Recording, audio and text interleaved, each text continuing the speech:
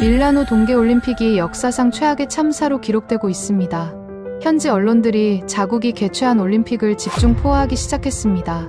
개막 하루 앞두고도 경기장에선 망치 소리가 울렸고 컬링 경기도 정전으로 경기가 중단됐으며 도심 한복판에선 올림픽 반대 시위대가 폭죽을 던졌습니다. 식당에는 겨우 20가지 음식만 준비되어 있었는데 영국 BBC는 이렇게 보도했습니다. 올림픽 시작한 줄도 몰랐다는 시민들이 태반이다. 그런데 믿을 수 없는 일이 일어났습니다. 이올란의 한복판에서 한국이 밀라노를 완전히 사로잡아 버렸습니다. 코리아하우스 앞에 매일 400명이 넘는 사람들이 줄을 섰습니다. 2월 10일 예약은 폐막식까지 전부 마감됐습니다. 일주일 만에 3만 명이 방문했고 SNS 해시태그는 500만 건을 돌파했습니다. 밀라노 올림픽보다 코리아하우스 해시태그가 3배 많았습니다. 한산한 올림픽 경기장과 달리 이 코리아하우스만 북적였습니다. IOC 위원들이 긴급 방문했고 이렇게 말했습니다. 밀라노 올림픽 역사상 최고 성공 사례다. 향후 모든 올림픽의 벤치마킹 모델로 삼겠다. 프랑스에서 4시간 기차 타고 온 가족이 말했습니다. 친구들이 인스타그램에 올린 거 보고 안 올 수가 없었어요. 한복을 입고 눈물 흘린 60대 할머니가 말했습니다. 내 인생에서 이렇게 아름다운 옷은 처음이에요. 한국 도시락을 먹어본 외국 선수가 말했습니다. 나도 한국 대표팀이 되고 싶다. 도시락이랑 금메달이랑 바꿔주면 안 되겠냐. 대체 한국은 어떻게 혼란의 올림픽을 문화로 사로잡았을까요? 광고 한 푼 없이, 강요 한 번 없이 유럽 전체를 무릎 꿇린 한국의 비밀 전략. 지금 공개됩니다. 시작하기 전에 구독과 좋아요, 힘내자 대한민국, 댓글로 대한민국의 힘을 보태주세요. 안녕하세요. 저는 독일 프랑크푸르트 선임 기자 토마스 베르나르트입니다. 10년간 유럽 문화 행사를 취재해온 저는 밀라노 현장에서 평생 잊지 못할 충격을 경험했습니다. 한국이 보여준 문화 외교의 완벽한 승리를 말이죠. 2월 6일 아침 독일 프랑크푸르트에서 밀라노행 비행기에 올랐습니다. 제 노트북 화면에는 이미 작성해둔 기사 제목이 떠 있었죠. 밀라노 동계올림픽 준비 부족으로 개막 전부터 삐걱. 냉소적인 제목이었지만 사실이었습니다. 지난 2달간 유럽 언론이 보도한 밀라노 올림픽 관련 기사의 80%가 부정적 내용이었으니까요. 밀라노 말펜사 공항에 내리자마자 이상한 광경을 목격했습니다. 수암을 찾는 곳 근처에서 20대로 보이는 젊은 여성 3명이 형형색색의 긴 치마와 저고리를 입고 셀카를 찍고 있었어요. 분홍색, 하늘색, 연두색 옷이 공항 조명 아래서 반짝였죠. 뭐지 저건? 코스프레인가? 지나가던 이탈리아 청년이 그들에게 말을 걸었어요. 한복 어디서 입었어요? 코리아하우스요. 나도 가고 싶은데 예약이 안 돼요. 코리아하우스. 처음 듣는 단어였습니다. 호텔에 짐을 풀고 올림픽 프레스 센터로 향했어요. 각국 기자들이 모이는 조식장에서 동료들과 마주쳤죠. 프랑스 르몽드 소속 장 피에르가 커피를 훌짝이며 투덜거렸어요. 어제 컬링 예선 취재 갔는데 정전됐어. 30분 동안 경기가 멈췄다고. 영국 가디언 기자 에밀리가 고개를 끄덕였죠. 나는 쇼트트랙 경기장 갔는데 아직도 공사 중이더라. 선수들 옆에서 망치질하고 있어. 믿을 수가 없어. 스페인 엘파이스 기자 카를로스가 휴대폰을 꺼내 보여줬어요. 이스라엘 봅슬레이 팀 숙소에 도둑 들었대. 여권이랑 훈련 장비 다 털렸어. 올림픽 기간에 이런 일이 어떻게 가능하지? 테이블 주변이 술렁였습니다. 다들 한마디씩 거들었죠. 식당 음식도 최악이래. 커피 기계는 전부 고장났대. 메달이 시상식 끝나자마자 부서졌대. 그때 일본 요미우리 신문 기자 타나카가 비웃듯 말했어요. 한국이 또 과장 마케팅한대요. 코리아하우스라고 난리래요. 아시아 국가들은 늘 그렇잖아요. 화려하게 포장만 하고 속은 별거 없지. 몇몇 기자들이 킥킥거렸습니다. 저도 어깨를 으쓱했죠. 뭐, 한국이 대단한 걸 했겠어. 김치 시식이나 시켜주는 거 아닐까? 조식을 마치고 밀라노 시내로 나갔어요. 두오모 광장에 도착했는데 생각보다 한산했습니다. 올림픽 공식 스토어 앞에 겨우 10대 명이 줄 서 있었고 광장 한가운데 설치된 오륜기 조형물 앞에서 사진 찍는 사람도 드문드문했죠. 실례합니다. 올림픽 보러 오셨어요? 중년 남성에게 물었어요. 그는 고개를 갸우뚱했습니다. 올림픽이요? 아, 그거 시작했나요? 저는 그냥 밀라노 관광 왔어요. 다음 사람도 마찬가지였어요. 올림픽은 관심 없고요. 두오모 성당 보러 왔어요. 10명에게 물었는데 8명이 올림픽을 모르거나 관심이 없었죠. BBC 보도가 맞았습니다. 정말 올림픽 시작한 줄도 모르는 사람들이 태반이었어요. 그런데 이상한 걸 봤습니다. 광장 계단에서 30대 커플이 한복을 입고 사진을 찍고 있었어요. 남자는 검은색 도포 같은 옷을, 여자는 연분홍 치마에 흰 저고리를 입고 있었죠. 바람에 치마가 펄럭이는 모습이 마치 영화 속 한 장면 같았습니다. 저게 뭐지? 옆을 지나가던 젊은 여성이 친구에게 말했어요. 언니, 저 사람들 코리아하우스 갔다 온 거 아니야? 우리도 가자. 예약했어? 응. 내일 오후 2시. 또 코리아하우스였습니다. 택시를 잡아탔어요. 프레스 센터로 가주세요. 기사 아저씨가 룸미러로 저를 보며 물었죠. 손님 기자세요? 올림픽 취재 왔어요. 네. 그럼 코리아하우스는 가봤어요? 거기 진짜 대박이래요. 제 딸이 어제 다녀왔는데 한복 입고 사진 찍고 김밥인가 뭔가 먹고 왔대요.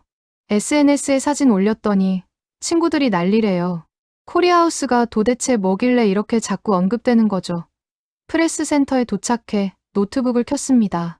검색창에 코리아하우스 밀라노를 쳤어요. 인스타그램 결과가 쏟아졌습니다. 해시태그 코리아하우스 밀라노가 150만 건, 해시태그 밀라노 올림픽은 50만 건, 3배 차이였어요. 올림픽 공식 해시태그보다 한국 부스 해시태그가 더 많다고요? 사진들을 스크롤하며 내려갔습니다. 한복 입은 금발 여성, 김밥 먹는 노인 커플, 립스틱 바르는 10대 소녀들, 케이팝 춤추는 남자 청년들. 모든 사진 아래엔 댓글이 수백 개씩 달려 있었죠. 나도 가고 싶어. 어떻게 예약해? 한국 진짜 멋있다. 다음 주에 갈 예정. 이미 4번째 방문. 뭔가 이상했습니다. 올림픽 경기장은 텅텅 비었는데 한국 부스는 난리가 났어요. 밀라노 시민들은 올림픽 시작한 줄도 모르는데 코리아하우스는 예약이 꽉 찼죠. 편집장에게 전화했습니다. 루카, 코리아하우스라고 들어봤어. 한국이 뭔가 하는 것 같은데. 편집장 목소리가 들렸어요. 아, 그거. 아침에 이탈리아 신문들 전부 그 얘기더라. 가서 확인해봐. 기사감 있을 것 같아. 휴대폰으로 위치를 검색했습니다. 빌라 네키 캄필리오. 15세기에 지어진 고풍스러운 건축물이라고 나와 있었어요. 프레스 센터에서 차로 20분 거리. 가봐야겠다고 생각했죠. 하지만 기대는 하지 않았습니다. 어차피 또 아시아 국가들이 하는 전형적인 홍보관이겠지. 화려한 전시물 좀 놓고 팸플릿 나눠주는 정도? 택시에 올라 주소를 알려줬어요. 창밖으로 밀라노 거리가 지나갔습니다. 우아한 건물들, 트램이 지나가는 대로, 카페에 앉은 사람들. 평화로운 오후였죠. 그런데 빌라에서 2블록 떨어진 지점부터 뭔가 달라졌어요. 사람들이 보이기 시작했거든요. 한두 명이 아니라 줄지어 같은 방향으로 걸어가고 있었습니다. 택시가 코너를 돌자 저는 숨이 멎었습니다. 빌라 입구 앞에 사람들이 바글바글했어요. 100명? 아니, 200명? 그 이상일 수도 있었죠. 줄이 건물을 휘감아 돌며 길 밖까지 늘어서 있었습니다. 차에서 내려 천천히 걸어갔어요. 입구에 금색 글씨로 코리아하우스라고 쓰인 대형 간판이 보였고 그 옆에 빨강과 파랑이 소용돌이치는 태극 문양 장식이 아침 햇살에 반짝이고 있었습니다. 이게 대체 뭐지? 저는 대기줄을 따라 천천히 걸으며 사람들을 관찰했습니다. 60대 할머니 할아버지가 손을 꼭 잡고 서 있었고 20대 커플이 휴대폰으로 뭔가 검색하고 있었으며 가족 단위로 온 사람들도 많았죠. 어린 딸을 데리고 온 아빠, 10대 아들과 함께 온 엄마, 모두가 기대에 찬 표정이었습니다. 실례합니다. 여기 뭐 하는 곳이에요? 앞에 서 있던 20대 여성에게 물었어요. 그녀는 환하게 웃으며 대답했죠. 코리아하우스요. 한국 문화 체험하는 곳이요. 한복도 입어볼 수 있고 음식도 먹을 수 있대요. 친구가 어제 와서 인스타에 올렸는데 너무 예쁘더라고요. 몇 시부터 기다리셨어요? 아침 7시요. 지금 9시 반인데 2시간 반이나 기다렸다고요. 그녀는 고개를 끄덕였습니다. 괜찮아요. 한복 입으려면 이 정도는 기다려야죠. 제 뒤에서 프랑스어가 들렸습니다. 루시, 오늘은 제발 한복 남아있기를. 어제는 오후 3시에 왔더니 이미 없어졌잖아. 그래서 새벽 5시 반에 출발한 거잖아. 진짜 미쳤어. 근데 인스타 보니까 완전 예쁘더라. 나도 저 빨간 치마 입고 싶어. 파리에서 밀라노까지 새벽 기차를 타고 온 거예요. 한복 입으려고요. 옆에서 독일어 대화가 들렸어요. 우리 예약 몇 시였지? 11시. 근데 지금 10시인데 벌써 이렇게 줄이 길어? 친구가 그러는데 예약해도 1시간은 기다린대. 그럼 12시는 돼야 들어가겠네. 괜찮아. 기다리는 동안 사진이나 찍자. 저기 태극기 앞이 좋을 것 같은데. 스페인어로 말하는 가족도 보였습니다. 아빠, 저기 들어가면 한국 음식 공짜래요. 정말. 뭐가 있는데? 엄마 친구가 보내준 사진엔 빨간 떡 같은 게 있었어요. 떡볶이인가? 매운 거래. 난 매운 거 좋아하는데. 7살쯤 된 아들이 들떠서 폴짝폴짝 뛰었어요. 영어로 전화하는 20대 남성이 보였어요. 제시카, 나 지금 코리아하우스 앞이야. 줄이 어마어마해. 100명은 넘을 거야. 응. 너도 올래? 지금 오면 오후쯤 들어갈 수 있을걸. K-팝 배우는 거 진짜 재미있대. 친구가 어제 했는데 1시간 내내 춤췄대. 그는 휴대폰 카메라를 들어 대기줄을 찍었어요. 인스타 스토리에 올리는 것 같았죠. 이탈리아 노부부가 손을 꼭 잡고 서 있었습니다. 여보, 우리 나이에 이런 데 와도 될까? 당연하죠. 손녀가 한국 드라마 보여줬잖아요. 그 옷들 진짜로 보고 싶었어요. 할머니 얼굴에 기대감이 가득했어요. 손녀랑 같이 입고 사진 찍으면 좋겠어요. 손녀는 분명 좋아할 거예요. 중간쯤에 서 있던 여성이 친구에게 휴대폰을 보여줬어요. 봐봐. 내가 저장해둔 거. 이 파란색 한복 입을 거야. 색깔이 너무 예쁘지 않아? 근데 사이즈 있을까? 걱정 마. 여기 스태프들이 맞춰준대. 언니 친구 말로는 키 크고 작고 상관없이 다 입을 수 있대. 정말. 그럼 나도 저거 입어야지. 입구에 더 가까이 다가갔습니다. 한국인으로 보이는 젊은 여성 스태프 2명이 안내하고 있었어요. 지금 들어가시면 한복 체험은 약 40분 대기입니다. 음식 체험은 20분 대기고요. K-팝 댄스 클래스는 다음 회차가 11시 30분에 시작됩니다. 사람들이 고개를 끄덕이며 번호표를 받았죠. 아무도 불평하지 않았어요. 문 앞까지 왔을 때 안에서 음악 소리가 더 크게 들렸습니다. 북소리 같은 게 쿵쿵거리고 그 위로 현악기의 날카로운 선율이 겹쳐졌어요. 흥미로웠습니다. 서양 음악과는 완전히 다른 리듬과 박자였죠. 저는 스태프에게 다가가 기자증을 내밀었습니다. 독일 프랑크푸르터 알게마인의 차이퉁입니다. 내부 취재가 가능할까요? 스태프가 한국어로 누군가와 무전으로 이야기하더니 웃으며 대답했어요. 네. 환영합니다. 안으로 안내해 드릴게요. 그녀가 문을 열었습니다. 순간 숨이 멎었어요. 입구 홀의 바닥은 대리석이 아니라 나무였는데 그 위에 한국 전통 문양이 그려진 붉은색 러그가 깔려 있었습니다. 양쪽 벽에는 흑백 사진들이 걸려 있었어요. 한복 입은 사람들, 전통 건축물, 산과 강이 어우러진 풍경. 복도를 따라 걸었습니다. 천장에 매달린 조명이 특이했어요. 종이로 만든 것 같은데 은은한 빛이 퍼져 나왔죠. 한지 조명이에요. 한국 전통 종이로 만든 거예요. 스태프가 설명했습니다. 저는 고개를 들어 자세히 봤어요. 정교했습니다. 단순한 장식이 아니라 하나하나 손으로 만든 느낌이었죠. 벽 곳곳에 붉은색과 노란색 매듭 장식이 달려 있었습니다. 이건 뭔가요? 전통 매듭공예예요. 놀이개라고도 하고요. 예전엔 옷에 달아서 장식으로 썼어요. 가까이서 보니 정말 복잡했어요. 실을 어떻게 꼬아야 저런 모양이 나올까 싶었죠. 공기 중에 향이 있었습니다. 향수 냄새는 아니었어요. 뭔가 나무 같기도 하고 꽃 같기도 한 은은한 향이었죠. 침향이에요. 한국에서 전통적으로 쓰던 향이에요. 마음을 진정시키는 효과가 있대요. 실제로 기분이 차분해지는 것 같았습니다. 복도를 걷는 것만으로도 뭔가 특별한 공간에 들어온 느낌이었어요. 중앙홀 입구에 도착했습니다. 문이 열리는 순간 압도당했어요. 천장이 높았습니다. 15세기 건축물 특유의 웅장함이 그대로 살아있었죠. 그런데 그 안에 한국식 무대가 설치되어 있었어요.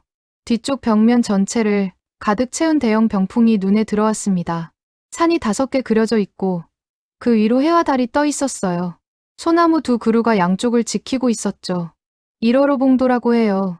조선시대 왕이 앉는 자리 뒤에 놓던 그림이에요. 왕권을 상징하는 거죠. 관람객 중 한 명이 옆 사람에게 설명하고 있었습니다. 저는 병풍을 뚫어지게 쳐다봤어요. 그림이 단순해 보이는데 묘하게 위험이 느껴졌습니다. 무대 위 스크린이 켜졌습니다. 한글과 영어, 이탈리아어 자막이 떴어요. 한복, 시대를 입다. 조명이 어두워지더니 음악이 흘러나왔습니다. 아까 복도에서 들었던 것과 비슷한 전통 악기 소리였는데 이번엔 전자음이 섞여 있었어요. 신비롭고 현대적이었죠. 무대 한쪽에서 불빛이 켜졌습니다. 모델이 한 명씩 걸어 나왔어요. 첫 번째는 금발의 젊은 여성이었는데 보라색 옷을 입고 있었습니다. 치마가 아니라 긴 원피스 같았는데 소매가 바닥까지 닿을 정도로 넓었어요. 걸을 때마다 소매가 나비 날개처럼 펄럭였죠. 두 번째는 갈색 머리 남성이었어요. 흰색 바지에 짙은 남색 상의를 입고 있었는데 상의 끝자락이 허리띠 밖으로 길게 늘어져 있었습니다. 가시라고 불리는 검은 모자를 쓰고 있었는데 챙이 넓어서 얼굴 전체를 가렸어요. 무대를 천천히 가로지르는 모습이 마치 시 한 편을 읊는 시인 같았죠. 세 번째는 어린아이였습니다. 5살쯤 돼 보이는 여자아이가 알록달록한 옷을 입고 나왔어요. 빨강, 노랑, 초록, 분홍이 뒤섞인 치마에 무지개색 소매가 달린 저고리였죠. 아이가 두 손을 모으고 살짝 고개를 숙여 인사하자 관객들이 일제히 웃었어요. 너무 귀여웠거든요. 네 번째 모델은 중년 여성이었습니다. 붉은색 저고리에 진한 자주색 치마를 입고 있었는데 머리엔 금빛 장식이 달린 관 같은 걸 쓰고 있었어요. 걸음걸이가 느렸습니다. 한 걸음 한 걸음이 마치 의식을 치르는 것처럼 신중했죠. 5번째부터는 모델들이 2명씩 짝을 지어 나왔습니다. 남녀 커플이었는데 색깔이 서로 어울렸어요. 하늘색 저고리와 연분홍 저고리, 녹색 치마와 노란색 치마. 서양에서라면 절대 매치하지 않을 조합인데 이상하게 조화로웠습니다. 음악이 점점 빨라졌어요. 모델들이 무대 중앙으로 모여들었습니다. 15명쯤 됐을까요? 모두가 일렬로 서서 동시에 허리를 숙였어요. 관객들이 박수를 치기 시작했습니다. 저도 따라 쳤죠. 박수 소리가 점점 커지더니 사람들이 자리에서 일어났습니다. 패션쇼가 끝나자 스태프가 안내 방송을 했습니다. 한복 체험은 왼쪽 복도로, 음식 체험은 오른쪽으로 이동해 주세요. 사람들이 우르르 움직이기 시작했어요. 저는 왼쪽을 선택했습니다. 한복을 입는 사람들을 직접 봐야겠다고 생각했죠. 체험실 문을 열자 이미 20명 정도가 안에 있었습니다. 벽면 한쪽에는 형형색색의 한복이 걸려 있었고 반대편엔 전신 거울이 3개 놓여 있었어요. 가운데엔 의자와 화장대가 있었고 한국인으로 보이는 여성 스태프 4명이 사람들을 돕고 있었죠. 30대로 보이는 프랑스 여성이 연두색 치마에 노란 저고리를 입고 거울 앞에 서 있었습니다. 스태프가 허리띠를 묶어주고 머리에 작은 꽃 장식을 꽂아줬어요. 여성이 거울을 보는 순간 표정이 변했습니다. 눈이 커지더니 입을 손으로 가렸어요. 오, 마이 갓. 속삭이듯 말했죠. 정말요? 이게 저예요. 스태프가 웃으며 고개를 끄덕였습니다. 아주 잘 어울리세요. 여성이 치마를 살짝 들어 올리며 빙글 돌았습니다. 치마가 활짝 펼쳐지며 꽃이 피어나는 것 같았어요. 그녀가 남편을 불렀죠. 피에르, 사진 찍어줘. 빨리. 남편이 휴대폰을 꺼내 연신 셔터를 눌렀습니다. 여보, 진짜 공주 같아. 파리 가서 친구들한테 자랑해야겠어. 옆에서 독일 남성이 검은색 도포를 입고 있었습니다. 넓은 소매가 팔을 완전히 감쌌고 옷자락이 발목까지 내려왔어요. 스태프가 갓을 가져와 머리에 씌워줬죠. 남성이 거울을 보더니 웃음을 터뜨렸습니다. 하하, 나 완전 학자 같은데. 친구들이 이거 보면 깜짝 놀랄 거야. 그는 양손을 소매 안에 넣고 의젓하게 걸었어요. 포즈를 잡는데 정말 조선시대 선비 같았죠. 한쪽 구석에서 스페인 가족이 함께 한복을 입고 있었습니다. 엄마는 분홍 치마, 아빠는 흰색 도포, 7살 딸은 무지개색 저고리. 셋이 나란히 거울 앞에 서자 스태프가 사진을 찍어줬어요. 하나, 둘, 셋. 스태프가 한국어로 세더니 셔터를 눌렀습니다. 가족이 사진을 확인하며 환호했죠. 페르펙토.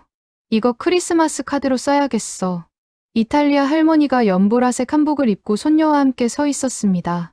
할머니 얼굴에 주름이 깊었지만 한복을 입으니 왠지 모르게 품이 있어 보였어요. 손녀가 할머니 손을 잡았죠. 노나, 진짜 예쁘세요. 사진 많이 찍어서 엄마한테 보내드릴게요. 할머니가 손녀의 뺨을 쓰다듬었습니다. 너도 예쁘다. 우리 공주님. 저는 체험실을 천천히 둘러봤습니다. 사람들의 표정이 달랐어요. 한복을 입기 전엔 평범했는데 입고 나니 모두가 특별해 보였죠. 자세도 달라졌습니다. 등을 펴고 턱을 살짝 들고 걸음걸이도 조심스러워졌어요. 마치 한복이 사람을 바꿔놓는 것 같았습니다. 20대 이탈리아 남성이 저에게 다가왔어요. 실례지만 기자분이시죠? 아까 기자증 보여주시는 거 봤어요. 네, 맞습니다. 독일 신문사에서 왔어요. 그가 한복을 가리키며 말했죠. 이거 정말 대단해요. 저 어제도 왔거든요. 어제는 사진만 찍고 갔는데 너무 아쉬워서 오늘 또 왔어요. 오늘은 꼭 입어보고 싶었어요. 왜 그렇게 한복을 입고 싶으셨어요? 제가 물었죠. 그는 잠시 생각하더니 대답했습니다. 옷이 아니라 문화를 입는 느낌이에요.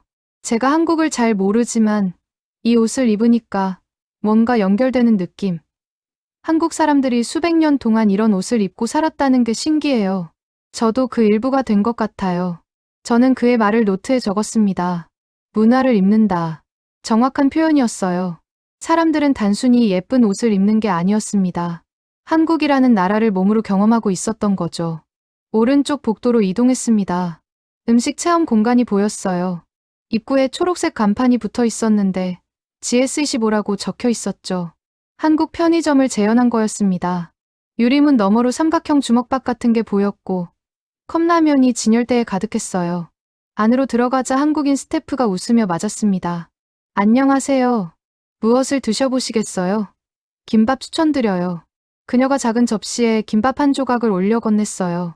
검은 김으로 밥과 야채를 돈돈만 거였는데 단면을 보니 당근, 시금치, 노란 단무지가 보였죠. 한 입 베어 물었습니다. 밥이 부드러웠고 참기름 향이 입안에 퍼졌어요. 짠맛과 단맛이 동시에 느껴졌죠. 맛있는데요? 옆에서 프랑스 남성이 감탄했습니다. 이거 아침으로 먹는 거래요? 완벽한데요. 간단하면서도 배부를 것 같아요. 다음 코너에선 빨간 음식을 나눠주고 있었습니다. 떡볶이였어요. 떡 위에 빨간 소스가 잔뜩 묻어 있었죠. 독일 청년이 젓가락으로 하나 집어 입에 넣더니 표정이 확 굳었습니다. 으악, 매워. 물 어디 있어요? 주변 사람들이 웃었어요. 그런데 신기한 건 그가 다시 떡볶이를 집어 먹는 거였어요. 매운데 자꾸 손이 가네. 중독성 있어. 구석에 라면 코너가 있었습니다.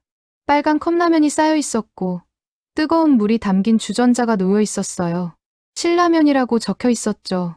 이탈리아 할아버지가 컵라면에 물을 부어 기다리고 있었습니다. 3분 후 뚜껑을 열자 김이 모락모락 올라왔어요. 한 젓가락 먹더니 할아버지가 눈을 크게 떴습니다. 마돈나, 이게 뭐야? 입이 얼얼한데 국물은 진하네. 옆에 있던 할머니가 웃었죠. 여보, 얼굴이 빨개졌어. 괜찮아? 할아버지가 엄지를 치켜 세웠습니다. 겨울에 이거 먹으면 몸이 확 풀릴 것 같아. 한쪽에선 한국관광공사 부스가 보였습니다. 벽면에 한국 지도가 크게 붙어 있었고 서울, 부산, 제주도 사진들이 전시되어 있었어요. 20대 커플이 서울 사진을 보고 있었죠. 여보, 우리 진짜 한국 가자. 여기서 이렇게 좋은데 실제로 가면 얼마나 좋을까? 남자친구가 팸플릿을 집어들었습니다. 좋아. 올해 휴가 한국으로 정하자. 가상현실 기기를 쓴 사람도 보였어요. 고글을 끼고 양팔을 벌리며 좌우로 고개를 돌리고 있었는데 옆 모니터를 보니 서울 명동거리를 걷고 있었어요. 사람들이 정말 많네. 간판이 다 한글이야. 완전 신기해. 고글을 벗은 스페인 여성이 친구에게 말했죠. 언니, 이거 꼭 해봐. 진짜 서울 한복판에 있는 것 같아. 나 내년에 꼭 갈 거야. 저는 부스를 하나하나 둘러보며 깨달았습니다. 여기엔 그냥 보기만 하는 게 하나도 없었어요. 한복은 직접 입어보고, 음식은 직접 먹어보고, 가상현실로 한국을 직접 걸어보고, 모든 게 체험이었습니다. 그리고 그 체험은 사진이 되고, SNS로 퍼져나가고, 더 많은 사람을 불러들였죠. K-팝 체험 공간에서 음악이 터져나왔습니다. 10대 소녀 15명 정도가 한국인 강사 앞에 줄을 서 있었어요. 강사가 동작을 천천히 보여주자 소녀들이 따라했죠. 오른손 위로, 왼손 아래로, 턴. 서툴렀지만 즐거워 보였습니다. 음악에 맞춰 한국어 가사를 따라 부르고 있었어요. 의미는 몰랐겠지만 신나게 외쳤습니다. 한 소녀가 친구에게 속삭였어요. 이거 연습해서 학교에서 보여줘야겠어. 노트에 적었습니다. 한국은 설명하지 않는다. 경험하게 한다. 코리아하우스를 나서며 시계를 봤습니다. 오후 2시 반.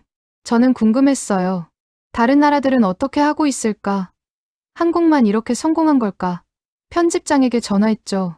루카, 비교 취재 좀 해야 할 것 같아. 다른 나라 하우스들 위치 좀 보내줘. 휴대폰에 주소 3개가 도착했습니다. 미국, 중국, 일본, 모두 시내 중심부에 있었어요. 가장 가까운 곳부터 가기로 했죠. 택시가 미국 하우스 앞에 섰습니다. 유리 외벽이 햇빛을 반사하는 현대식 건물이었어요. 입구가 넓었죠. 그런데 사람이 별로 없었습니다. 코리아 하우스의 10분의 1도 안 되는 것 같았어요. 문을 밀고 들어갔습니다. 로비가 엄청 넓었어요. 천장이 5층 높이는 됐을 겁니다. 하지만 비어 있었죠. 양쪽 벽면에 거대한 LED 스크린이 걸려 있었고 그 위로 영상이 흘렀어요. 자유의 여신상, 그랜드 캐니언, 황금문 다리, 아메리카 드림을 이룬 CEO들의 인터뷰가 나왔죠. 우리는 세상을 바꿉니다. 미국에선 누구나 꿈을 이룰 수 있습니다. 나레이션이 울려 퍼졌어요. 감동적이긴 했습니다. 하지만 5분 보니까 지루해졌죠. 계속 똑같은 메시지였거든요. 한쪽에 브랜드 전시 공간이 있었습니다. 벽면에 로고들이 빼곡했어요. 구글, 아마존, 페이스북, 보잉, 화이자, 미국 기업들의 역사와 성과를 설명하는 패널이 붙어 있었죠. 읽어봤습니다. 정보는 많았어요. 하지만 손으로 만질 수 있는 건 아무것도 없었죠. 저기요, 체험 프로그램 같은 건 없나요? 안내 데스크에 물었습니다. 체험이요? 지금은 전시만 운영 중입니다. 스태프가 대답했어요. 그럼 음식이나 문화 체험은요? 그건 별도 예약하신 VIP만 가능합니다. 일반 방문객은 관람만 하실 수 있어요. 구석에 포토존이 하나 있었습니다. 미국 국기를 배경으로 사진 찍는 공간이었어요. 3명이 사진 찍고 나가는 걸 봤죠. 그게 전부였습니다. 제가 머문 시간은 12분. 노트에 적었어요. 전시는 웅장하지만 참여할 게 없다. 중국 하우스는 2블록 떨어진 곳에 있었습니다. 전통 건축 양식을 재현한 붉은 건물이었어요. 지붕 모서리가 위로 휘어 올라간 게 인상적이었죠. 입구에 석사자 조각상이 2개 서 있었고 황금색 용이 기둥을 감고 있었어요. 안으로 들어가니 조용했습니다. 사람이 20명 정도 있었는데 모두 속삭이듯 대화하고 있었어요. 마치 미술관에 온 것 같았죠. 중앙 홀에 대형 도자기 화병이 전시되어 있었습니다. 조명이 위에서 비추고 있었고 주변에 벨벳줄이 쳐져 있었어요. 명나라 시대 청화백자입니다. 600년 된 유물입니다. 설명 팻말이 붙어 있었죠. 가까이 가려고 하자 경비원이 다가왔습니다. 손님, 더 이상 가까이 가실 수 없습니다. 저는 뒤로 물러섰어요. 옆방으로 갔습니다. 비단 자수 작품들이 액자에 넣어져 벽에 걸려 있었어요. 정교했습니다. 산수화를 실로 표현한 거였죠. 만지고 싶었지만 역시 유리 너머로만 볼 수 있었어요. 곳곳에 안내문이 붙어 있었습니다. 손대지 마시오. 플래시 촬영 금지. 음료 반입 금지. 복도 끝에 의상 전시실이 있었습니다. 황제가 입던 용포가 마네킹에 입혀져 있었어요.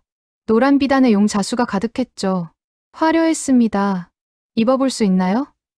스태프에게 물었어요. 아니요. 복 제품도 만지실 수 없습니다. 전시 목적입니다. 역시 유리 케이스 아니었죠. 음식 전시 공간도 있었습니다. 벽면에 중국 8대 요리 사진이 크게 인쇄되어 붙어 있었어요. 만두, 볶음밥, 탕수육. 진짜 맛있어 보였죠. 하지만 사진뿐이었어요. 시식 코너는 없었습니다. 한 가족이 사진만 보고 나가더군요. 아이가 투덜거렸어요. 엄마, 배고파. 여기선 먹을 거 없어? 나가서 먹자.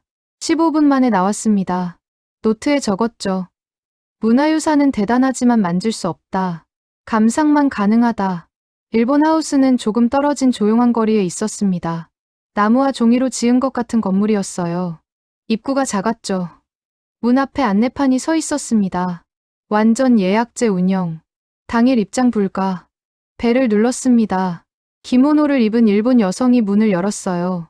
어서 오세요. 예약하셨나요? 아니요. 기자인데 취재 가능할까요? 그녀가 난처한 표정을 지었습니다. 죄송합니다. 오늘은 예약이 꽉 찼어요. 내일은요? 내일도 마감이에요. 모레 오전 11시에 두 자리 남았습니다. 이틀을 기다려야 한다고요? 네. 저희는 한 타임에 8명만 받습니다. 일본 문화는 정성과 시간이 필요하거든요. 많은 사람이 들어오면 경험의 질이 떨어져요. 이해는 갔습니다.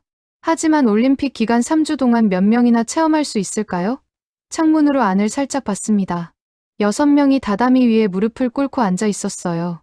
앞에 작은 찻잔이 놓여 있었고 강사가 천천히 차를 따르고 있었죠. 조용하고 엄숙했습니다. 아름답긴 했어요. 하지만 저는 들어갈 수 없었죠. 노트에 적었습니다. 완벽하지만 폐쇄적이다. 선택받은 소수만 경험한다. 다시 코리아하우스로 돌아왔습니다.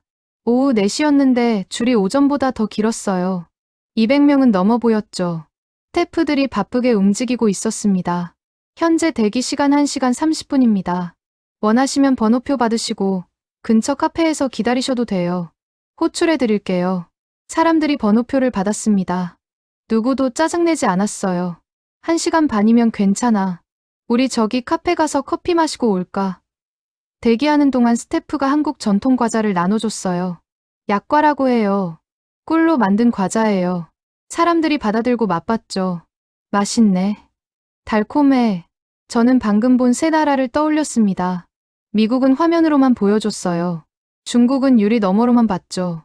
일본은 예약해야만 만질 수 있었고요. 그런데 한국은 달랐습니다. 아무 조건 없이 모두에게 열려 있었어요. 차이가 뭘까요? 미국과 중국과 일본은 자기들이 얼마나 대단한지 증명하려 했습니다.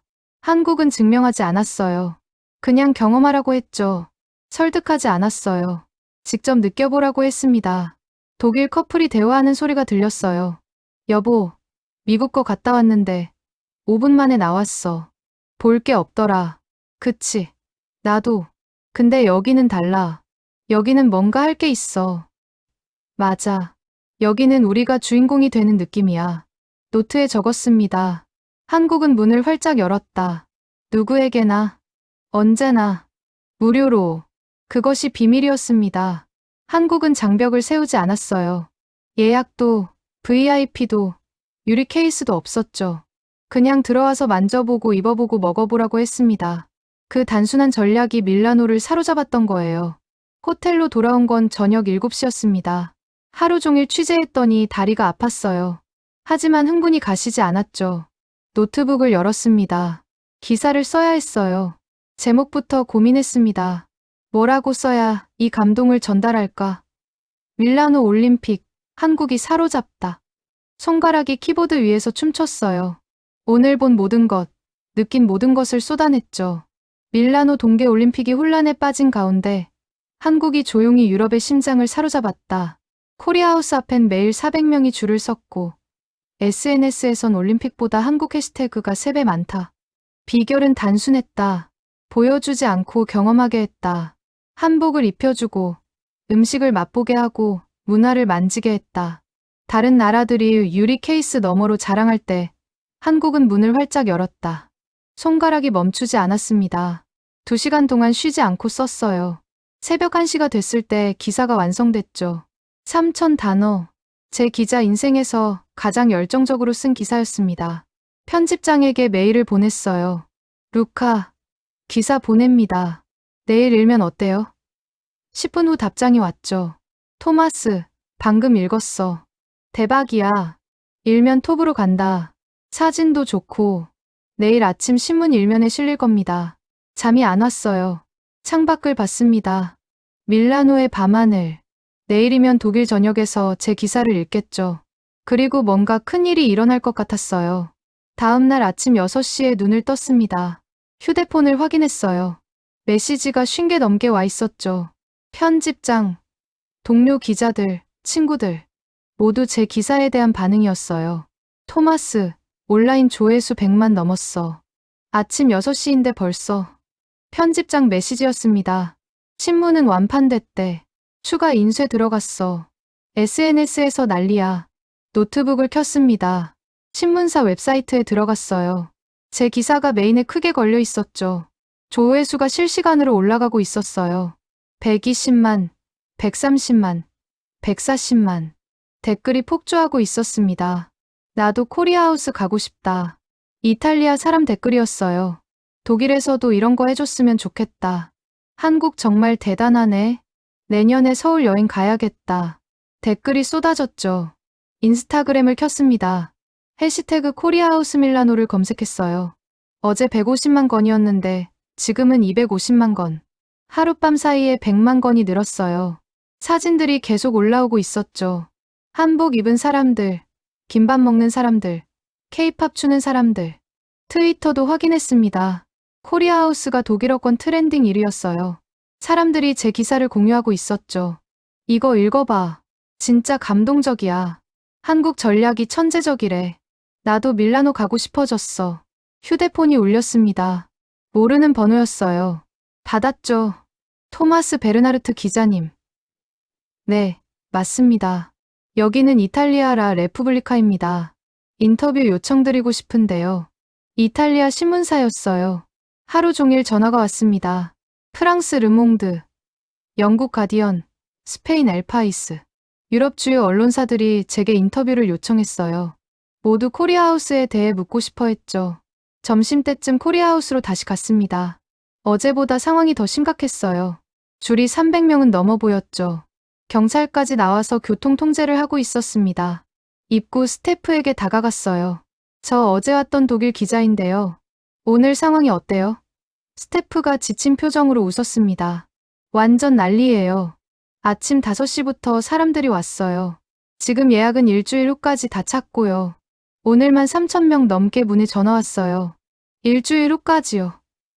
네. 폐막식이 2월 23일인데 그때까지 예약이 꽉 찼어요. 더 받을 수가 없어요. 믿을 수 없었습니다. 하루 만에 이렇게 된 거예요. 줄맨 앞에 서 있던 여성에게 물었습니다. 언제부터 기다리셨어요? 새벽 4시요. 독일 신문 기사 보고 꼭 와야겠다고 생각했어요. 제 기사를 본 거였어요. 정말요? 제가 그 기사 쓴 기자인데요. 여성이 눈을 크게 떴습니다. 정말요? 와, 감사합니다. 기사 읽고 너무 감동받았어요. 덕분에 여기 왔어요. 가슴이 뭉클했습니다. 제 기사가 사람들을 움직인 거예요. 밀라노 시내를 걸었습니다. 두오모 광장에도 변화가 있었어요. 한복 입은 사람들이 보였거든요. 어제는 2~3명이었는데 오늘은 10명 넘게 보였죠. 모두 코리아하우스에서 체험하고 나온 사람들이었어요. 카페에 들어가 커피를 주문했습니다. 옆 테이블에서 이탈리아 젊은이들이 대화하고 있었어요. 너 코리아하우스 예약했어. 못했어. 꽉 찼대. 진짜. 나도 가고 싶은데.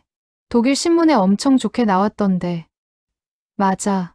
친구가 기사 보내줬어. 한국 진짜 대단한 것 같아. 제 기사였습니다. 이탈리아까지 퍼진 거예요. 저녁에 호텔로 돌아와 노트북을 켰습니다. 조회수를 확인했어요. 300만을 넘었더군요. 댓글은 5,000개가 넘었고요. 공유는 10만 번 이상. 제 기자 인생에서 이런 적은 처음이었습니다. 편집장에게서 메일이 왔어요. 토마스, 2차 기사 써줘. 독자들이 더 알고 싶어 해. 내일까지 부탁해. 좋습니다. 내일 다시 코리아하우스 가서 취재하겠습니다. 창밖을 봤습니다. 밀라노의 불빛들. 이 도시가 변하고 있었어요. 하루 만에요. 한국이 밀라노를 바꾸고 있었습니다. 제 기사가 그 변화에 기름을 부은 거였죠. SNS를 다시 확인했습니다. 해시태그 코리아하우스 밀라노가 300만 건을 넘었어요. 밀라노 올림픽 해시태그는 여전히 60만 건. 5배 차이였습니다. 노트에 적었어요. 24시간 만에 세상이 바뀌었다. 2월 9일 아침, 코리아하우스로 향했습니다. 어제보다 더 많은 사람들이 보였어요. 빌라에서 세 블록이나 떨어진 곳부터 줄이 시작됐죠. 경찰 2명이 교통정리를 하고 있었습니다. 입구에 도착하니 새로운 안내판이 붙어 있었어요. 금일 현장 입장 마감. 예약자만 입장 가능. 다음 예약 가능일 2월 24일 이후. 올림픽 폐막일이 2월 23일인데 그 이후라고요? 한국인 스태프가 확성기로 안내하고 있었습니다. 죄송합니다. 오늘은 예약하신 분들만 입장 가능합니다. 현장 대기는 불가능해요. 온라인으로 예약해주세요. 사람들이 실망한 표정으로 돌아갔어요. 그래도 화내는 사람은 없었죠. 스태프에게 다가갔습니다. 어제 왔던 독일 기자입니다. 상황이 어떻게 된 거예요? 그녀가 한숨을 쉬었어요. 토마스 씨 기사 때문에 완전 폭발했어요. 어제 하루 동안 전화 문의만 5천 건 넘게 왔어요. 예약 사이트는 서버가 다운됐고요. 올림픽 기간 예약이 전부 마감됐어요. 전부요? 네. 이제 남은 건 폐막식 다음 날부터예요. 그것도 곧 찾을 것 같아요. 믿을 수 없었습니다. 3주간 올림픽 기간 예약이 이틀 만에 다 찬 거예요. 한쪽에서 프랑스 가족이 스태프와 대화하고 있었습니다. 정말 못 들어가요? 파리에서 기차로 5시간 왔는데요. 정말 죄송합니다. 예약 없이는 불가능해요. 아빠가 실망한 표정으로 아이들을 달랬죠. 미안하다. 다음에 한국 직접 가자. 엄마가 휴대폰을 꺼냈어요. 여보, 서울행 항공권 찾아볼까? 저는 그 모습을 보며 깨달았습니다. 코리아하우스는 단순한 홍보관이 아니었어요. 한국으로 가는 관문이었죠. 여기서 맛본 사람들은 진짜를 보고 싶어 했습니다. 밀라노 시내로 나갔습니다. 거리 분위기가 달라져 있었어요. 한복 입은 사람들이 여기저기 보였죠. 1시간 동안 걸으면서 20명은 본 것 같았어요. 두오모 성당 계단, 스포르체스코 성 앞, 브레라 지구 카페 거리. 모두 코리아하우스에서 체험하고 나온 사람들이었습니다. 한 서점에 들어갔어요. 여행 코너로 갔죠. 한국 여행 가이드북이 눈에 띄었습니다. 평소엔 선반 구석에 한두 권 있던 책이었는데 지금은 테이블 위에 10권이나 쌓여 있었어요. 서점 직원에게 물었습니다. 한국 책이 잘 팔리나요? 아, 네. 사흘 전부터 미친 듯이 팔려요. 오늘만 15권 나갔어요. 보통은 한 달에 2~3권인데 옆에서 30대 이탈리아 여성이 가이드북을 넘기고 있었습니다. 서울, 부산, 제주도. 어디부터 가야 하지? 친구가 대답했죠. 서울부터. 코리아하우스에서 본 한복도 입어보고 음식도 먹어봐야지. 진짜 가는 거야? 응. 5월에 휴가 냈어. 항공권 어제 샀어. 카페에 앉아 노트북을 켰습니다. 한국관광공사 웹사이트에 들어갔어요. 밀라노 올림픽 특별 프로모션이라는 배너가 떠 있었죠. 클릭했습니다. 코리아하우스 방문자 특별 혜택. 한국 여행 시 10% 할인. 한복 체험 무료 쿠폰 제공. 영리했습니다. 체험을 여행으로 연결하고 있었어요. 밑에 통계가 있었습니다. 코리아하우스 누적 방문자 15,000명. 한국 여행 문의 전주 대비 480% 증가. 항공권 예약 320% 증가. 일주일 만에 이런 수치가 나온 거예요. 휴대폰이 울렸습니다. 프랑스 르몽드 기자 장 피에르였어요. 토마스, 자네 기사 봤어. 대단하더군. 우리도 후속 보도 준비 중이야. 한국 정말 잘하고 있어. 감사합니다. 장, 자네는 코리아하우스 가봤어? 어제 갔지. 예약하고 2시간 있었는데 정말 인상적이었어. 프랑스도 다음 올림픽 때 배워야 할 것 같아. 오후에 밀라노 올림픽 메인 프레스 센터로 갔습니다. 각국 기자들이 모여 있었어요. 여러 명이 저를 알아봤죠. 토마스, 기사 잘 봤어. 한국 건 정말 대단하더라. 스페인 기자 카를로스가 악수를 청했어요. 덕분에 나도 어제 가봤어. 정말 다르더군. 우리 스페인은 배워야 해. 일본 기자 타나카도 다가왔습니다. 토마스 씨, 저번에 제가 한국 비판한 거 사과할게요. 제가 잘못 봤어요. 어제 직접 가보니까 정말 체계적이더라고요. 그는 고개를 숙였어요. 일주일 전 조식장에서 한국을 무시하던 그였죠. IOC 보도자료가 배포됐습니다. 국제올림픽위원회 코리아하우스 공식 방문 예정. 2월 11일 오전 10시. 토마스 바흐 IOC 위원장 참석. 제목을 보고 깜짝 놀랐어요. IOC 위원장이 직접 온다고요? 보도자료를 읽었습니다. IOC는 밀라노 코르티나 올림픽 기간 중 가장 성공적인 국가 홍보 사례로 코리아하우스를 선정했다. 토마스 바흐 위원장은 한국의 문화 외교 전략을 향후 올림픽 모델로 삼을 것이라고 밝혔다. 공식 문서였어요. IOC가 인정한 거죠. 편집장에게 전화했습니다. 루카, IOC 위원장이 코리아하우스 간대. 나 11일에 취재 가야 해. 좋아. 독점 인터뷰 따내봐. 이거 엄청난 기사감이야.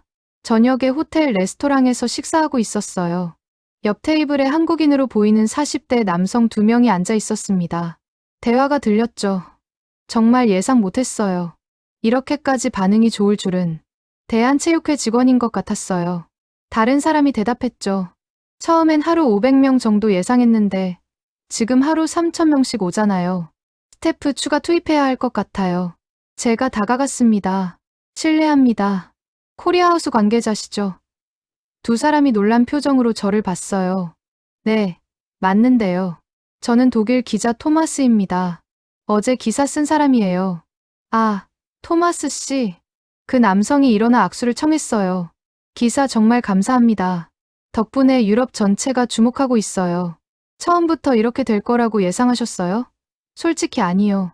우리는 그냥 한국 문화를 제대로 보여주고 싶었어요. 광고하지 않고, 강요하지 않고, 경험하게 하자. 그게 전부였어요. 그런데 사람들이 이렇게 반응해주니 감사할 따름이죠. 비결이 뭐라고 생각하세요? 제가 물었어요. 그가 잠시 생각하더니 대답했습니다. 문턱을 없앤 거요. 예약도, 입장료도, 제한도 없었어요. 그냥 와서 경험해봐. 그게 다였어요. 사람들은 통제받는 걸 싫어해요. 자유롭게 경험하고 싶어 하죠. 우리는 그걸 제공했을 뿐이에요. 노트에 적었습니다. 자유로운 경험이 가장 강력한 마케팅이다. 다음 날 아침 신문을 봤습니다. 이탈리아 주요 일간지 5곳이 전부 코리아하우스를 일면에 실었어요. 한국, 밀라노를 사로잡다. IOC, 한국 모델 벤치마킹 선언. 올림픽보다 뜨거운 코리아하우스. 유럽 전체가 한국을 이야기하고 있었습니다. SNS를 확인했어요. 해시태그 코리아하우스 밀라노가 400만 건을 넘었습니다. 밀라노 올림픽은 여전히 70만 건. 거의 6배 차이였어요. 밀라노에서 가장 뜨거운 곳은 올림픽 경기장이 아니었습니다. 코리아하우스였죠. 2월 11일 아침 9시, 코리아하우스 앞에 검은색 차량 5대가 멈춰 섰습니다. IOC 깃발이 달린 차였어요. 경호원들이 먼저 내렸고, 이어서 정장 입은 사람들이 나왔죠. 맨 앞에 흰머리의 노신사가 보였습니다. 토마스 바흐, IOC 위원장이었어요. 각국 기자 50명 정도가 입구에 모여 있었습니다. 저도 그중 한 명이었죠. 카메라 플래시가 터졌어요. 바흐 위원장이 한국 관계자들과 악수하며 미소 지었습니다. 우리는 코리아하우스의 성공을 주목해왔습니다. 오늘 직접 경험하러 왔습니다. 그의 목소리가 마이크를 타고 퍼졌어요. 한국 측 관계자가 그를 안으로 안내했죠. 기자들도 함께 입장했습니다. 바흐 위원장 일행이 한복 체험 공간으로 갔어요. 연보라색 도포를 입어보시겠어요? 스태프가 권했죠. 바흐 위원장이 웃으며 고개를 끄덕였습니다. 스태프가 도포를 입혀주고 갓을 씌워줬어요. 거울 앞에 선 바흐 위원장이 놀란 표정을 지었죠. 오, 정말 멋진데요. 이게 조선시대 학자들이 입던 옷이라고요? 네, 선비복이에요. 그는 갓을 만지작거리며 감탄했어요. 독일에선 절대 경험할 수 없는 거네요. 옆에 있던 IOC 문화위원이 분홍 치마 저고리를 입었습니다. 60대 프랑스 여성이었는데 한복을 입자 표정이 밝아졌어요. 믿을 수 없어요. 이렇게 아름다울 줄은. 그녀가 치마를 살짝 들어 빙글 돌았죠. 주변 사람들이 박수를 쳤습니다. 음식 체험 공간으로 이동했습니다. 김밥, 떡볶이, 한국식 도시락이 준비되어 있었어요. 바흐 위원장이 김밥 한 조각을 집어 먹었습니다. 맛있네요. 간단하면서도 영양가 있어 보여요. 한국 선수들은 이걸 먹나요? 네. 한국에선 소풍이나 운동회 때 꼭 먹는 음식이에요. 스태프가 설명했어요. 그가 고개를 끄덕였죠. 이해가 됩니다. 간편하면서도 에너지를 주는 음식이네요. 떡볶이 코너에서 한 IOC 위원이 매운맛에 놀랐어요. 우와, 정말 맵네요. 하지만 계속 손이 가요. 중독성 있어요. 사람들이 웃었습니다. 한국관광공사 부스로 갔습니다. 서울, 부산, 제주도 사진들이 전시되어 있었죠. 바흐 위원장이 서울 사진 앞에서 멈췄어요. 경복궁이 보였습니다. 저는 2018년 평창 올림픽 때 한국에 갔었어요. 정말 인상적이었죠. 그때 먹었던 음식, 만났던 사람들, 모든 게 완벽했어요. 그가 주변 IOC 위원들을 돌아봤습니다. 여러분, 평창을 기억하시죠? 역대 동계올림픽 중 가장 성공적인 대회였어요. 식당에서 불만이 단 한 건도 없었던 유일한 올림픽이었습니다. 위원들이 고개를 끄덕였어요. 그리고 지금 여기 코리아하우스를 보세요. 바흐 위원장이 팔을 벌렸습니다. 한국은 또다시 우리에게 보여주고 있어요. 문화 외교가 어떻게 이루어져야 하는지, 사람들을 어떻게 감동시키는지. 이것이 진정한 올림픽 정신입니다. K-팝 댄스 클래스가 열리는 공간으로 갔습니다. 20명의 참가자들이 강사를 따라 춤을 추고 있었어요. 바흐 위원장이 뒤에서 지켜봤죠. 저 사람들 정말 즐거워 보이네요. 옆에 있던 문화위원이 대답했어요. 강요가 없으니까요. 자발적으로 참여하는 겁니다. 그게 차이예요. 1시간 후 투어가 끝났습니다. 바흐 위원장이 기자회견장으로 이동했어요. 각국 기자들이 몰려들었죠. 제가 손을 들었습니다. 독일 프랑크푸르터 알게마인의 차이퉁 토마스 베르나르트입니다. 위원장님, 코리아하우스를 어떻게 평가하시나요? 바흐 위원장이 저를 보며 미소 지었어요. 훌륭한 질문입니다. 코리아하우스는 올림픽 역사상 가장 성공적인 국가 홍보관입니다. 그의 목소리가 단호했어요. 저는 1972년 미넨 올림픽부터 올림픽에 관여해왔습니다. 50년이 넘었죠. 이렇게 사람들이 자발적으로 몰려드는 국가관은 처음 봅니다.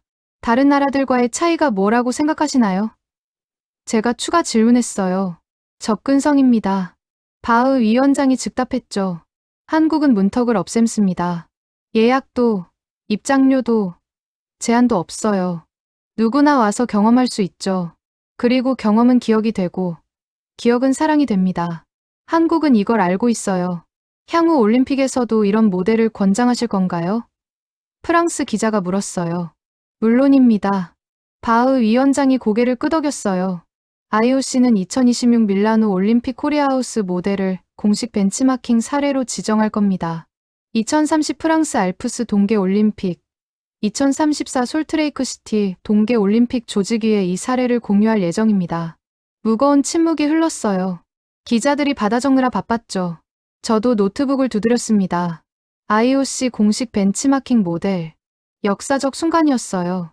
한국의 성공 비결이 뭐라고 보시나요? 영국 기자가 물었습니다. 진정성입니다. 바흐 위원장이 잠시 생각하더니 대답했어요. 한국은 자랑하지 않아요. 과시하지도 않죠. 그냥 경험하라고 해요. 그리고 그 경험은 진짜예요. 가짜가 하나도 없어요. 사람들은 진짜를 알아봅니다. 한국 대표팀 지원도 언급하고 싶습니다. 그가 계속 말했어요. 저는 어제 선수촌을 방문했습니다. 한국 선수들이 먹는 도시락을 봤어요. 발열팩이 들어간 따뜻한 한식이었죠. 영하 10도 추위 속에서도 따뜻한 밥을 먹을 수 있게 한 겁니다. 다른 나라 선수들이 부러워하더군요. 그가 손에 든 서류를 들어 보였습니다. 이것은 한국대한체육회가 제출한 자료입니다. 22억 원을 투입해 세계 급식센터를 운영하고 700kg의 고품질 식재료를 공수했어요. 이것이 진정한 선수 케어입니다. 2018 평창 올림픽 때도 그랬죠. 식당 불만 제로. 한국은 일관됩니다. 밀라노 올림픽과 비교한다면요? 스페인 기자가 물었어요. 바흐 위원장이 난처한 표정을 지었습니다. 밀라노 조직위는 최선을 다했습니다. 하지만 준비 부족이 있었던 건 사실이죠. 경기장 공사 지연, 시설 문제, 노로바이러스 사태. 반면 한국은 모든 면에서 완벽했어요. 선수 케어, 문화 외교, 국민 참여. 대조적이었죠. 그는 한국 관계자들을 돌아봤습니다. 한국은 올림픽의 미래를 보여주고 있습니다. 단순히 경기만 하는 게 아니에요. 문화를 나누고, 사람들을 연결하고 평화를 만드는 거죠. 그것이 올림픽의 본질입니다. 한국은 그걸 이해하고 실천해요. 기자회견이 끝났습니다. 저는 바흐 위원장에게 개별 인터뷰를 요청했어요. 그가 흔쾌히 응했죠. 5분 후 조용한 방에서 마주 앉았습니다. 개인적으로 가장 인상 깊었던 점은 뭔가요? 제가 물었어요. 자유로움이요. 그가 대답했습니다. 한국은 통제하지 않아요. 사람들이 하고 싶은 걸 하게 놔둬요. 한복 입고 싶으면 입고, 춤추고 싶으면 추고. 강요가 없어요. 그게 사람들을 편하게 만들죠. 향후 올림픽 조직위에 어떤 조언을 하실 건가요? 코리아하우스를 연구하라고 할 겁니다. 그가 단호하게 말했어요. 화려한 건물보다 진정한 경험이 중요해요. 비싼 광고보다 자발적 공유가 강력하죠. 한국은 그걸 증명했습니다. 인터뷰를 마치고 나왔습니다. 노트북을 열어 기사를 쓰기 시작했어요. 제목은 이미 정해져 있었죠. IOC 위원장, 한국을 올림픽 미래 모델로 선언. 2월 18일 올림픽 폐막을 일주일 앞둔 날이었습니다. 저는 마지막으로 코리아하우스를 찾았어요. 이번 밀라노 취재의 마무리였죠. 빌라 앞 풍경이 2주 전과 완전히 달랐습니다. 입구에 대형 현수막이 걸려 있었어요. 총 방문자 3만 명 돌파 감사합니다. 한글과 이탈리아어, 영어로 적혀 있었죠. 3만 명. 하루 평균 2,000명이 넘는 숫자였어요. 안으로 들어갔습니다. 벽면에 박명욱이 붙어 있었어요. 수백 장의 포스트잇이 빼곡했죠. 가까이 다가가 읽어봤습니다. 한국 사랑해요. 내년에 서울 갈게요. 이탈리아에서 온 마르타. 이곳에서 한복 입고 내 인생 최고의 사진을 찍었어요. 고마워요. 프랑스에서 온 소피. 김밥 너무 맛있었어요. 파리 돌아가서도 먹고 싶어요. 어디서 살 수 있나요? 피에르. 케이팝 댄스 배워서 친구들한테 보여줬더니 다들 부러워했어요. 독일에서 온 안나. 한 장 한 장이 진심이었습니다. 광고가 아니었어요. 진짜 경험이었죠. 한복 체험 공간으로 갔습니다. 여전히 사람들로 북적였어요. 그런데 익숙한 얼굴이 보였죠. 연보라색 한복을 입은 할머니였어요. 첫날 손녀와 함께 왔던 그 할머니였습니다. 할머니, 또 오셨어요? 제가 다가가 물었어요. 할머니가 저를 알아봤죠. 아, 독일 기자님. 네. 또 왔어요. 손녀가 너무 좋아해서요. 오늘은 손녀 친구들까지 데리고 왔어요. 옆을 보니 10대 소녀 5명이 각자 다른 색 한복을 입고 사진 찍고 있었어요. 그런데 할머니, 뭔가 다른 게 있었습니다. 손에 서류 봉투를 들고 있었어요. 이게 뭐예요? 항공권이요. 손녀랑 5월에 서울 가요. 10일 일정이에요. 경복궁도 가고 한복 입고 거리도 걸어보고 김밥도 먹어볼 거예요. 여기서 맛본 게 너무 좋아서 진짜를 보고 싶어졌어요. 가슴이 뭉클했습니다. 체험이 여행이 된 거예요. 음식 코너로 이동했습니다. 한국인 스태프가 저를 알아보고 다가왔어요. 토마스 씨, 오랜만이에요. 기사 정말 감사했어요. 어떻게 지내셨어요? 바빴죠. 하루하루가 전쟁 같았어요. 그런데 행복했어요. 가장 기억에 남는 순간이 있으세요? 제가 물었습니다. 그녀가 잠시 생각하더니 대답했어요. 일주일 전에 독일 가족이 왔었어요. 엄마, 아빠, 딸 둘. 한복 입고 김밥 먹고 케이팝 춤추고 정말 즐거워했어요. 나가면서 아빠가 저한테 말했어요. 오늘 제 인생 최고의 날이었어요. 딸들이 이렇게 행복해하는 걸 처음 봤어요. 한국 정말 고마워요. 그녀의 눈가가 촉촉해졌어요. 그 순간 깨달았어요. 우리가 만든 건 단순한 홍보관이 아니었어요. 가족의 추억이었죠. 사람들의 행복이었어요. 케이팝 공간에서 마지막 수업이 열리고 있었습니다. 참가자들이 강사와 함께 단체 사진을 찍고 있었어요. 다들 웃고 있었죠. 한 소녀가 강사에게 물었습니다. 선생님, 다음에 또 올 수 있어요? 물론이죠. 언제든 환영해요. 아니면 한국에 직접 오세요. 소녀가 환하게 웃었어요. 꼭 갈게요. 밖으로 나왔습니다. 해가 서쪽으로 기울고 있었어요. 빌라 정원에 앉아 노트북을 열었습니다. 마지막 기사를 쓸 시간이었죠. 제목을 적었어요. 밀라노 올림픽은 실패했다. 그러나 코리아하우스는 성공했다. 손가락이 키보드 위에서 춤췄습니다. 2주 전 이 도시는 혼란스러웠다. 경기장은 공사 중이었고 선수들은 도난을 당했으며 시민들은 올림픽을 몰랐다. 노로바이러스가 퍼졌고 메달은 부서졌으며 정전이 경기를 멈췄다. 밀라노 올림픽은 기억하고 싶지 않은 대회로 남을 것이다. 그러나 한 가지만은 다르다. 코리아하우스. 15세기 빌라에서 한국은 조용한 혁명을 일으켰다. 광고 한 푼 없이 3만 명을 모았다. 강요 없이 500만 개의 해시태그를 만들었다. 화려함 없이 IOC 위원장을 무릎 꿇렸다. 비결은 단순했다. 문을 활짝 열었다. 누구에게나, 언제나, 무료로. 미국은 광고를 보여줬고, 중국은 유리 케이스를 세웠으며, 일본은 예약제로 막았다. 한국은 그냥 말했다. 들어와서 입어봐. 먹어봐. 춤춰봐. 사람들은 입었고, 먹었고, 춤췄다. 그리고 사랑에 빠졌다. 한국이라는 나라와 할머니는 항공권을 샀다. 가족은 추억을 만들었다. 소녀들은 케이팝을 춤췄다. 청년들은 서울을 꿈꿨다. 경험은 추억이 되었고 추억은 여행이 되었다. 한국은 증명했다. 21세기 문화 외교는 화려한 건물이 아니라 진실한 경험이라는 것을. 비싼 광고가 아니라 자발적 공유라는 것을. 통제가 아니라 자유라는 것을.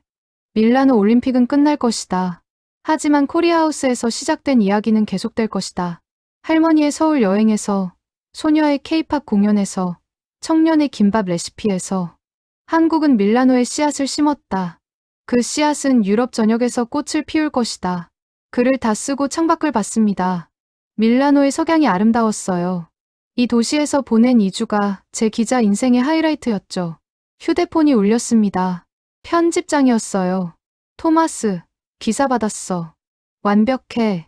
내일 일면 특집으로 간다. 3부작 연재 마무리하는 거야. 고생했어. 고맙습니다. 루카. 전화를 끊고 SNS를 마지막으로 확인했습니다. 해시태그 코리아하우스 밀라노가 500만 건을 넘었어요. 밀라노 올림픽은 80만 건. 6배 차이였습니다. 코리아하우스 입구를 마지막으로 봤습니다. 여전히 사람들이 줄 서 있었어요. 내일도, 모레도, 폐막식까지 계속될 거예요. 노트에 마지막 문장을 적었습니다. 한국은 올림픽 없이도 올림픽을 이겼다. 택시를 타고 호텔로 향했습니다. 내일이면 독일로 돌아가겠죠. 하지만 밀라노에서의 기억은 영원히 남을 거예요. 그리고 언젠가 저도 서울에 갈 겁니다. 코리아하우스에서 맛본 한국의 진짜를 보러요. 창밖으로 밀라노 거리가 지나갔습니다. 한복 입은 사람들이 보였어요. 저녁 어스름 속에서도 그들의 미소가 빛났죠. 저는 깨달았습니다. 한국이 대단한 게 아니에요. 한국을 만든 사람들이 대단한 거죠. 여러분이 대단한 겁니다. 여러분 덕분에 세계가 한국을 사랑하게 됐어요. 이 영상이 도움이 되셨다면 구독과 좋아요 부탁드립니다. 여러분의 관심이 더 좋은 콘텐츠를 만드는 힘이 됩니다. 그리고 댓글로 여러분의 생각을 들려주세요. 한국 최고라고 한 줄만이라도 남겨주신다면 큰 힘이 됩니다. 감사합니다.